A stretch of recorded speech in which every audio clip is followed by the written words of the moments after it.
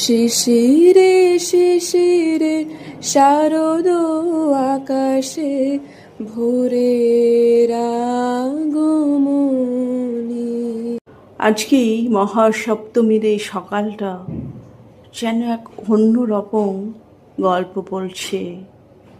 ভীষণ ভালো লাগছে এরকম একটা পরিবেশে, অনেক দিন পরে এরকম একটা পরিবেশ এনজয় করছি।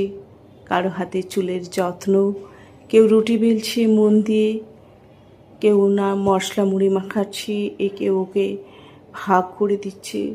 ভীষণ রকম একটা আনন্দের পরিবেশ।